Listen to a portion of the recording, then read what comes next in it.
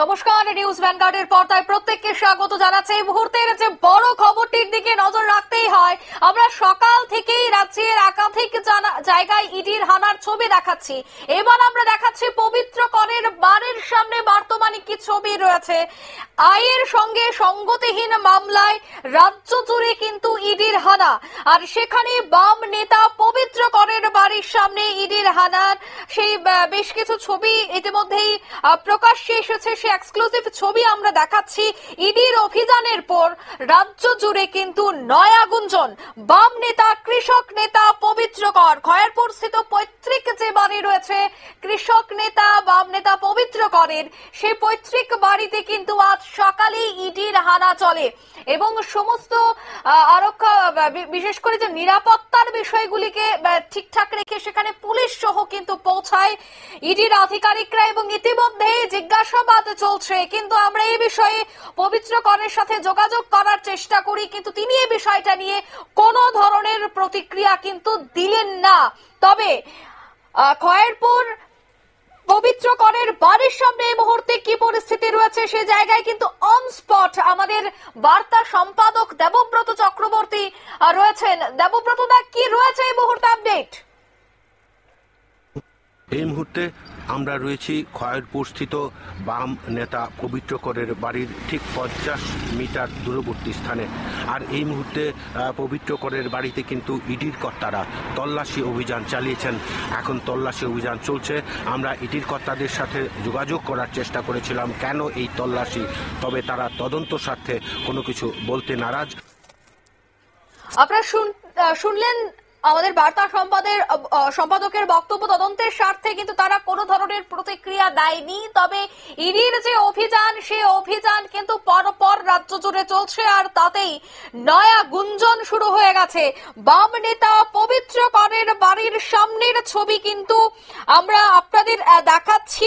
তবে ইতিমধ্যে আমরা আবার যোগাযোগ করার চেষ্টা করব আমাদের আরো এক প্রতিনিধি মানুষদার সাথে, কারণ তিনি এই মুহূর্তে রয়েছে এডি নগরে এবং এডি নগরেও কিন্তু চলছে বিশেষ অভিযান। এবং ইডির আধিকারিকদের এই অভিযানে এই মুহূর্তে কি আপডেট পাওয়া যাচ্ছে সে বিষয়টা নিয়ে বিস্তারিত জানবো। মানুষদা, শোনা যাচ্ছে? হ্যাঁ, বলো।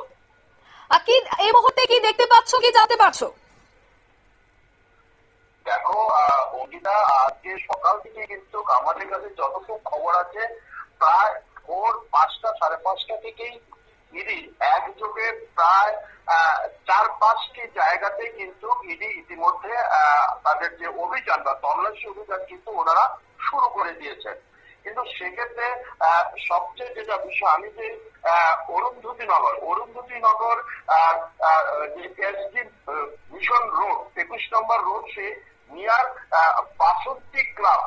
বাসন্তী ক্লাব এলাকাতে এক ভদ্র মহিলা মাম্পি ঘোষ এবং স্বরূপ বণিকের বাড়িতে কিন্তু ইতিমধ্যে ইডি তল্লাশি চলছে বলে খবর। এখানে কিন্তু এই বাড়ির আশেপাশে সেরকম কিন্তু কাউকে, সাধারণ মানুষকে, এমনকি সংবাদ মাধ্যমের কর্মীদেরও কিন্তু বাড়ির আশেপাশে আসতে দেওয়া হচ্ছে না। সেখানে রয়েছে নিরাপত্তা রক্ষী এবং এখানে ইডির যে আধিকারিকরা রয়েছেন তার জন্য সারি সারি দাঁড়িয়ে আছেন গাড়ি। এখন নিরাপত্তা জনিত কারণই হোক বা ইডির তল্লাশিতে যতটুকু আমরা জানি, সেই ইডির তল্লাশি চলাকালীন কোন সংবাদ মাধ্যমের লোক বা সাধারণ মানুষকে ওই এলাকায় কিন্তু এই এলাকায় যেতে দেওয়া হয় না।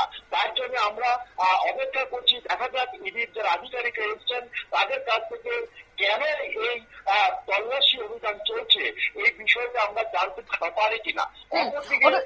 মানুষটা আয়ের অসঙ্গতির বিষয়টাকে লক্ষ্য রেখে কি এই হানা?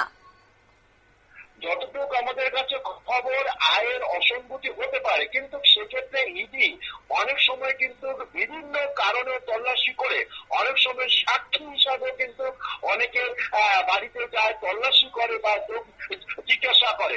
এখন কি কারণে ইডি এই তল্লাশি অভিযান করছে সেই বিষয়ে কিন্তু এখনো প্রকৃত তথ্য আমরা কিন্তু জানতে পারিনি।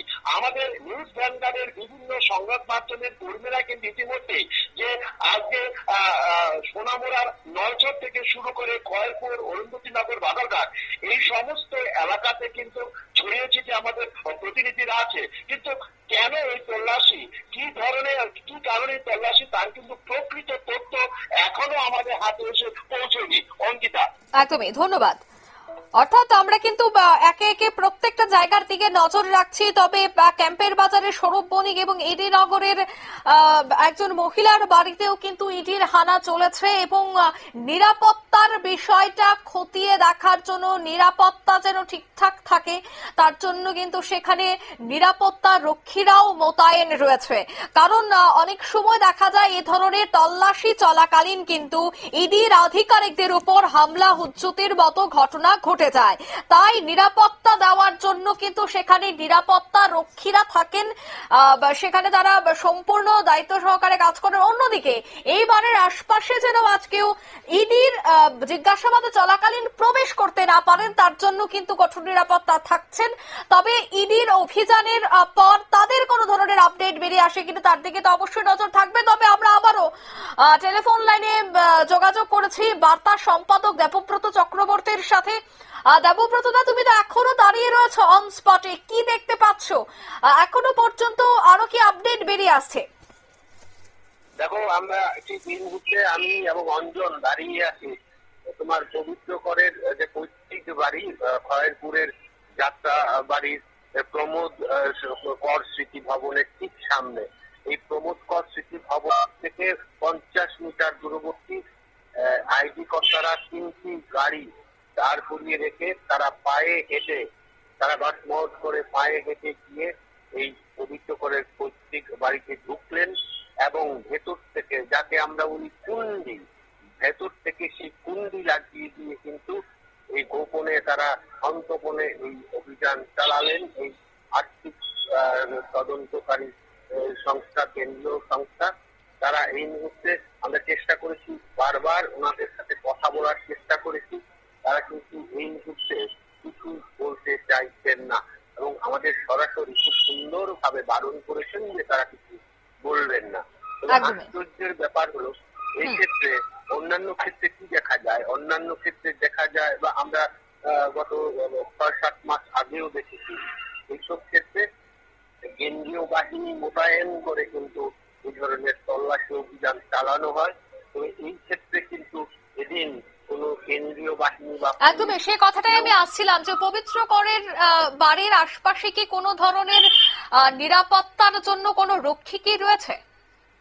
না, এটাই আমি বলছিলাম। দেখো, কোন ধরনের নিরাপত্তা রক্ষী বা কেন্দ্রীয় বাহিনী বা রাজ্য পুলিশের কেউ কিন্তু আমরা পাইনি। যে কথা বলছিলাম যে ধরো এই পবিত্র করে যে পৈতৃক বাড়ি, এই প্রমোদ কর স্মৃতি ভবনের এই সামনে থেকে প্রায় 50 মিটার দূরে রাখা হয়েছে 3টি গাড়ি, ভাড়া নেওয়া গাড়ি, ভাড়া করা গাড়ি রাখা হয়েছে এবং সেখান থেকে তারা পায়ে হেঁটে গেছেন, গিয়ে বন্ধ করে দিয়েছেন। আমরা এই তোমার 6-7 মাস আগে আমরা কি দেখেছি, 5-7 মাস আগে আমরা যা দেখেছি তা হলো, যখনই এই ধরনের কোন অভিযানে তোমার কর্তারা গেছেন তখন কিন্তু কেন্দ্রীয় বাহিনীর নিরাপত্তা করতে ঘেরা, কিন্তু এই ক্ষেত্রে কিন্তু কিছুই লক্ষ্য করা যায়নি। দেবব্রত দা, জানা গেছে যে কত ঘন্টা টানা জিজ্ঞাসাবাদ চলছে বা কটা নাগাদ তারা পবিত্র করের বাড়িতে যান, সে বিষয়টা কি জানা গেছে কোনোভাবে? হ্যাঁ, তারা কিন্তু সকালই তারা ঢুকে যায় এবং তারা কিন্তু এখন পর্যন্ত সেই তল্লাশি এবং জিজ্ঞাসাবাদ জারি রেখেছে। মনে করা হচ্ছে যে এই আরো কিছুক্ষণ চলবে। তো এখনই যেহেতু তারা কিছু বলতে চাইছেন না, সেহেতু কিন্তু তার স্পষ্ট করে জানানো যাচ্ছে না। যেহেতু তারা বন্ধ করে রেখেছেন ভেতর থেকে, বাকপক্ষীর ঢোকার তোমার কোনো সুযোগ নেই। যে এলাকাবাসী তারাও কিন্তু তখন অবস্থায় ওনার কোনো কিছু জানতে পারেননি। একটা সময় যখন তারা বিভিন্ন সংবাদ মাধ্যমে পবিত্র করের পৈতৃক বাড়িতে ইডির হানা এসব খবর সম্প্রচারিত হওয়ার পর কিন্তু একটু করে এলাকার মানুষ বাড়ি থেকে বেরিয়ে উঁকি দিতে শুরু করেছেন এবং এখন একটু করে মানুষ জানছেন এবং এলাকায় কিন্তু একটা চাঞ্চল্য রয়েছে। একদমই। তুমি তুমি এই বিষয়টার দিকে নজর রাখো, আমি আবারও তোমার সাথে পরে যোগাযোগ করছি। আমি আরেকটা কথা বলতে চাইছি, যে বিষয়ে মনে করা হচ্ছে আমরা রাজ্যের বেশ কয়েকজন যারা তথ্যবিজ্ঞ মহল তাদের সঙ্গে কিন্তু আমরা এই ব্যাপারে আলোচনা করেছি। তাদের বক্তব্য হচ্ছে, যখন তোমার বিপ্লব কুমার দেব মুখ্যমন্ত্রী ছিলেন তখন এই রাজ্যের বেশ কয়েকজন ব্যক্তিত্বের বিরুদ্ধে বেআইনি সম্পত্তি থাকা সংক্রান্ত বিষয়ে তিনি অভিযোগ জানিয়েছিলেন। মনে করা হচ্ছে সেই অভিযোগের যে অভিযোগ, সেই অভিযোগের তদন্তভার বা তোমার এই দায়িত্ব করেছে সম্ভবত এই কারণেই সম্ভবত তোমার এই তল্লাশি অভিযান এবং সেবা চালিয়েছে। তবে আরেকটি মহল কথা বলছেন, তাদের অভিমত যে আমি একটু আগেও সে কথাটা বলার চেষ্টা করেছি যে তোমার গোটা দেশে যে কৃষক আন্দোলন, এই কৃষক আন্দোলনের যে টাকা, এই টাকা কিন্তু বিদেশ থেকে আসছে এবং এই বিদেশি টাকা যারা বিশেষ করে বাম নেতৃত্ব তাদের কাছে পৌঁছে যাচ্ছে। এই কারণেই তোমার এই খবরটা যখন চাউর হয়েছে, আমরা কিন্তু দেখেছি বিগত বেশ কয়েকদিন যাবৎ বাংলাতেও দেখেছি এবং অন্যান্য রাজ্যেও দেখেছি এই তল্লাশি অভিযান কিন্তু চালিয়েছে। তোমার এই তল্লাশির নেপথ্যে আসলে কি কারণ এখনই তা বোঝা যাচ্ছে না। তবে একটা বিষয় কিন্তু বলতে হয় যে কিন্তু অনেক সময় কখনো কখনো এই সাক্ষী সংক্রান্ত বিষয়ে জিজ্ঞাসাবাদ করে, সে বিষয়টাও কিন্তু বিচার্য বিষয়। এই ক্ষেত্রে এই সাক্ষী সংক্রান্ত বিষয়ে জিজ্ঞাসাবাদ করছে কিনা সে বিষয়টি কিন্তু এখানে তাৎপর্যপূর্ণ অঙ্কিতা। একদমই, ধন্যবাদ। আমরা কথা বলছিলাম বার্তা সম্পাদকের সাথে এবং সেখানে তিনি রয়েছেন এবং আশপাশের যারা এই এলাকাবাসীরা রয়েছেন তাদের সাথে তিনি কথা বলছেন। তবে ইতিমধ্যেই যে ইডির তল্লাশি চলছে, সেই ইডির তল্লাশিতে কিন্তু এখনো পর্যন্ত সরকারি আধিকারিকদের পক্ষ থেকে হলফ করে কিছু বলা হয়নি। তবে হ্যাঁ, সকাল থেকে কিন্তু ইডির আধিকারিকরা বিভিন্ন জায়গায় অভিযান চালিয়েছে। সে বিষয়ে আরো বিস্তারিত জানবো। টেলিফোন লাইনে যুক্ত হয়ে গেছে প্রতিনিধি বিশ্বজিৎ দেব। বিশ্বজিৎ দা, আমরা দেখতে পেয়েছি রাজ্যের বেশ কয়েকটি জায়গায় শহর এবং শহরতলিতে ইডির হানা চলছে। পবিত্রকর থেকে শুরু করে আরো বেশ কয়েকজনের নাম উঠে এসেছে, একজন ব্যাংক ম্যানেজারের নামও উঠে এসেছে। এই যে ইডির হানা আজ 6 মাস পর আবারও দেখা গেল রাজ্যে, কি জানতে পারছো? দেখো অঙ্কিতা, ইডির হানা কিন্তু গোটা দেশ জুড়েই কিন্তু চলছে। এর মধ্যে বিগত 6 মাস আগে কিন্তু ত্রিপুরা রাজ্যে কিন্তু ইডির হানা হয়েছিল। 6 মাস পর আবার ত্রিপুরা রাজ্যের সেই ইডির হানা আজকে বেশ কয়েকটি জায়গায়, খয়েরপুরে উৎপল চৌধুরী, কাঞ্চনপল্লীতে মিহির দেবনাথ, ক্যাম্পের বাজারে মাম্পি ঘোষ সড়ক বণিক এবং নলছড়ে আরাধন বৈদ্যের বাড়িতে তল্লাশি চালাচ্ছে ইডি। তাছাড়া বাম নেতা পবিত্র করের পৈতৃক যে বাড়ি রয়েছে খয়েরপুরস্থিত বাড়িতেও কিন্তু সেখানে ইডি কিন্তু তল্লাশি চালাচ্ছে। ইতিমধ্যে আমাদের বার্তা সম্পাদক সেখানে রয়েছেন এবং তিনি যে ইডির যে অবস্থান তা নিয়ে কিন্তু বিস্তৃত বলেছেন। অঙ্কিতা, অন্যদিকে একটা বিষয় তুলে ধরা হচ্ছে, বর্তমানে রাজ্যের যারা তথ্যবিজ্ঞ মহল রয়েছে তাদের বক্তব্য অনুযায়ী বলতে হয় যে যখন রাজ্যে মুখ্যমন্ত্রী ছিলেন বিপ্লব কুমার দেব, তখনই বেশ কিছু ব্যক্তির নাম উঠে এসেছিল যারা অতিরিক্ত পরিমাণে আয়ের তুলনায় তাদের সম্পত্তি বাড়িয়েছিল। তাই অতিরিক্ত আয়ের তুলনায় সম্পত্তি বাড়ার যে অভিযোগটা তখনকার বিপ্লব কুমার দেবের মুখ্যমন্ত্রী থাকা আমলে উঠেছিল, তার কিছুটা প্রভাব এবারের এই ইডি অভিযানে বা এই তদন্ত এবার এগিয়ে এই অভিযান চলছে বলেও একটা মত কিন্তু উঠে আসছে। কি বলবে এই বিষয়টা নিয়ে? দেখো, বিষয়টা হচ্ছে ইডি মানে এনফোর্সমেন্ট ডিপার্টমেন্ট ডাইরেক্টরেট, সেখানে গোটা দেশভর যেখানে আয়ের সঙ্গে সংগতিবিহীন যেখানে মামলা রয়েছে সেই সমস্ত মামলায় তদন্ত সাপেক্ষে কিন্তু সেই সমস্ত তল্লাশি চালাচ্ছে। তারই অঙ্গ হিসেবে কিন্তু ত্রিপুরা রাজ্যে আজকে বেশ কয়েকটি জায়গায় কিন্তু ইডি তল্লাশি অব্যাহত রয়েছে। মূলত আয়ের সঙ্গে যে সংগতিবিহীন যে মামলা, সেই মামলা পরিপ্রেক্ষিতে সেখানে যে কথাটা তুমি বলেছিলে যে প্রাক্তন মুখ্যমন্ত্রী বিপ্লব কুমার দেবের সময় থেকে কিন্তু ত্রিপুরা রাজ্যের বেশ কয়েকটা জায়গায় এবং বেশ কয়েকজন ব্যক্তির বিরুদ্ধে সেখানে আয়ের সঙ্গে যে তাদের যে ইনকাম বা আয় তার যে সংগতিহীন সেই মামলায় কিন্তু সেখানে রয়েছে। এই অবস্থায় দাঁড়িয়ে ইডির যে কাজ সেই কাজ কিন্তু সেখানে পরিচালনা করছে আজকে ত্রিপুরা রাজ্যে। সেখানে ইডি খয়েরপুর, কাঞ্চনপল্লী, ক্যাম্পের বাজার এবং নলছড়ে সহ এবং খয়েরপুরের পবিত্রগড়ের যে পৈতৃক ভিটি রয়েছে, বাড়ি রয়েছে, সেখানে কিন্তু ইডি তল্লাশি চালাচ্ছে। অঙ্কিতা। একদমই ধন্যবাদ। অর্থাৎ বাম নেতা পবিত্র করের বাড়িতে যখন একদিকে চলছে ইডির হানা, ঠিক অন্যদিকে দেখা যাচ্ছে যে এডিনগর থেকে শুরু করে রাজ্যের বেশ কয়েকটি জায়গায় কিন্তু ইডির হানা চলছে। ওএনজিসির কাঞ্চনপল্লীতে পরিতোষ ভৌমিকের বাড়িতে এনফোর্সমেন্ট ডিরেক্টরের হানা, অন্যদিকে ক্যাম্পের বাজারে সৌরভ বণিকের বাড়িতেও কিন্তু চলছে ইডির হানা। নলছড়ের প্রাক্তন ব্যাংক ম্যানেজার হারাধন বৈদ্যের বাড়িতেও হানা দিল ইডি। কাঞ্চনপল্লীর পরিতোষ ভৌমিক, ক্যাম্পের বাজারের সৌরভ বণিক, নলছড়ের হারাধন বৈদ্যের বাড়ি এবং খয়েরপুরের পবিত্র করের বাড়িতে কিন্তু ইডির হানা। একের পর এক আমরা সেই ছবি তুলে ধরছি আপনাদের সামনে এবং সকাল থেকেই সেই ছবি তুলে ধরা হচ্ছে। তবে ইতিমধ্যেই যে আপডেট বা সূত্র মারফত যে খবর পাওয়া গেছে যে কতগুলি ব্যাংক অ্যাকাউন্ট রয়েছে, সে ব্যাংকের অ্যাকাউন্টে কত টাকা লেনদেন হয়েছে, আয়ের তুলনায় কতটুকু সম্পত্তি রয়েছে, পৈতৃক সম্পত্তি কতটুকু রয়েছে, সরকারি থাকাকালীন কতটুকু সম্পত্তি হয়েছে বা কর্মস্থলে থাকাকালীন কতটুকু সম্পত্তি হয়েছে, সবটা বিষয় কিন্তু ইডি চেয়ে থাকেন বা ইডি তাদের তল্লাশিতে এই বিষয়গুলি বেশিরভাগ ক্ষেত্রে তারা জানার চেষ্টা করেন। তবে এবারের এই ইডির তল্লাশিতেও আশা করা হচ্ছে যে এই বিষয়গুলি তারা বিশেষ করে জোর দিচ্ছে, বিশেষ করে যে কতগুলি ব্যাংক অ্যাকাউন্ট রয়েছে এবং লেনদেন কতটা হচ্ছে, বা সেটা অফলাইন বা অনলাইনের কতটা ফারাক রয়েছে, ব্যাংকে কত টাকা রয়েছে, বহিরাজ্যে কতটা সম্পত্তি রয়েছে, কতটি গাড়ি রয়েছে, কতগুলি বাড়ি রয়েছে, সবটা বিষয় কিন্তু এই মুহূর্তে জানার চেষ্টা করবে ইডি, এমনটাই হয়ে থাকে স্বভাবতই। তবে ইতিমধ্যে আমাদের কাছে একটা ছবি এসে পৌঁছেছে, এক্সক্লুসিভ সে ছবি আপনারা দেখতে পাচ্ছেন যে একটি বেসরকারি সংস্থাকে দিয়ে খাবার আনা হয়েছে। ডেলিভারি বয় সেই খাবারগুলি পৌঁছে দেবেন আধিকারিকদের। কারণ সর্বক্ষেত্রে দেখা যায় যখন ইডি এই বিষয়ে তল্লাশি চালায় বা অভিযান চালায় তখন কিন্তু তাদের যে আলোচনা, সে আলোচনা কিন্তু কখনো 12 ঘন্টা কখনো 24 ঘন্টাও অতিক্রম করে নেয়।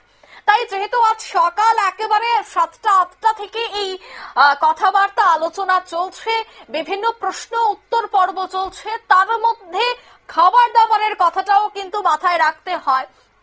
ইতিমধ্যে খাবার পর্যন্ত নিয়ে আসা হয়েছে বাইরে থেকে এবং তারা যে লাঞ্চ, ইতিমধ্যে সে লাঞ্চ তারা সেরে ফেলবেন, তারপর আবারও কিন্তু জিজ্ঞাসাবাদের পর্ব চলবে।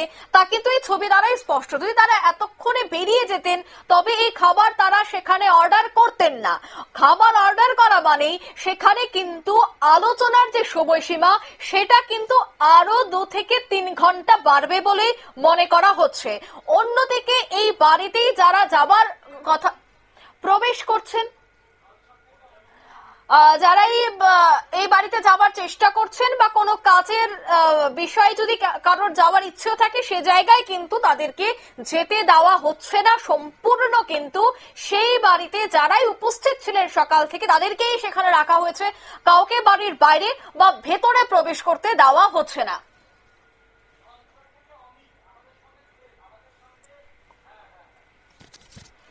আমরা নলছড়ের দিকেও নজর রাখবো, কারণ নলছড়েও কিন্তু ইতিমধ্যেই অভিযান চলছে।